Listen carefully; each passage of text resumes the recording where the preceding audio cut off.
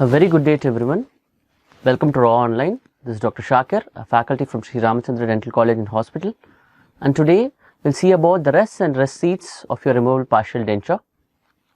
The contents will include an introduction, what is the rationale behind use of a rest, basic requirements of your rest, the different functions of your rest and rest seats, and the different types of rest, which will include your occlusal, cingulum or lingual, and incisal types of rest. Starting off with your introduction, we'll first try to understand what a rest is.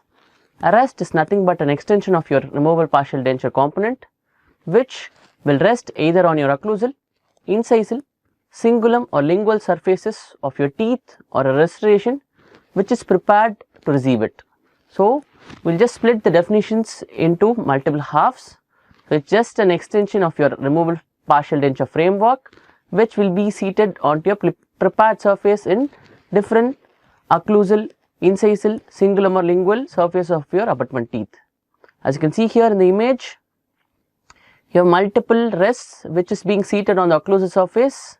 This is again an extension of your removable partial denture framework.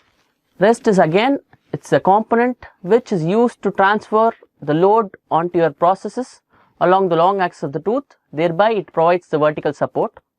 Support by definition is nothing but resistance to force directed towards the denture bearing areas. Next you have your rest seat. It is a prepared recess or a surface either in your occlusal, cingulum or lingual or incisal surfaces, which will receive the rest once the component of your removable partial denture is placed.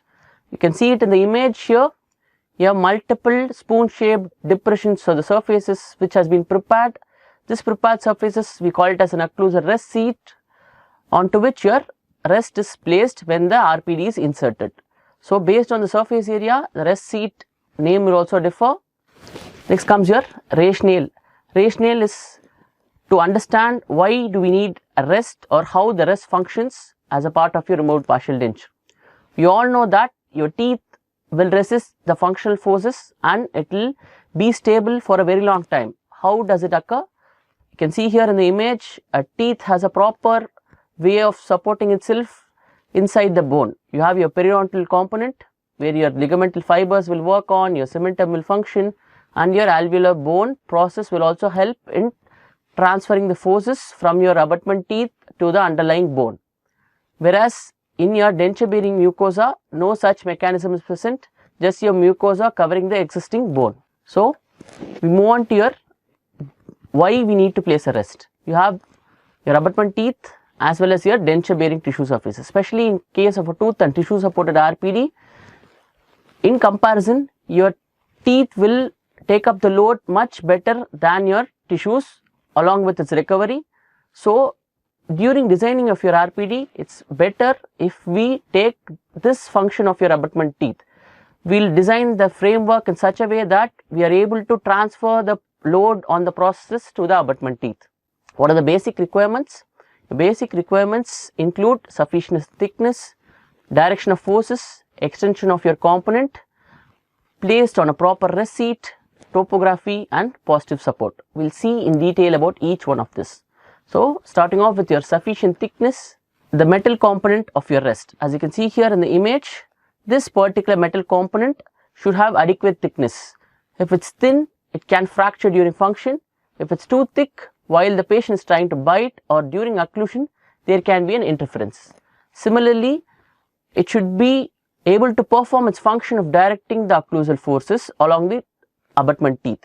So your direction of the forces as well as your directing the force along the long axis of the vertical teeth. By now we are able to understand that your abutment teeth or any teeth for that matter will take up or resist load which is directed along the long axis much better way than compared to your forces which acts in an oblique fashion or in a lateral fashion. So as you can see here, only if the force is transferred along the long axis of the tooth, it will be well tolerated. So your rest component should be able to do that. At the same time, it should be extended as close as to the center of the teeth here as possible. Only then it will achieve the necessary extension of your rest component. Next comes your place on a rest seat and topography. So all your rest has to be placed on an existing or a prepared rest seat. the rest seat is nothing but a depression which will allow the rest to be seated. If the rest seat is not prepared, or if it is under prepared, when you are trying to place your rest component of your RPD, it will be bulkier and it will look as if it's an extension on your occlusal surfaces. So when the patient is trying to bite, that will come into contact something similar to your occlusal prematurities in your crown. So what will happen? It will cause an interferences. So we have to make sure a properly prepared occlusal rest seat is done, only on top of which your rest has to be placed. So what do you mean by topography here? You have your natural teeth which has a proper contour. In that particular teeth, you create a depression which is your rest seat, and that depression you will seat your rest. So once your rest is seated, the dimension or the topography of, or the occlusal contour of your teeth should be similar as how it was in your natural teeth. There should not be any extension in your component. Then there is another very important requirement, which is your providing or deriving positive support from your abutment teeth.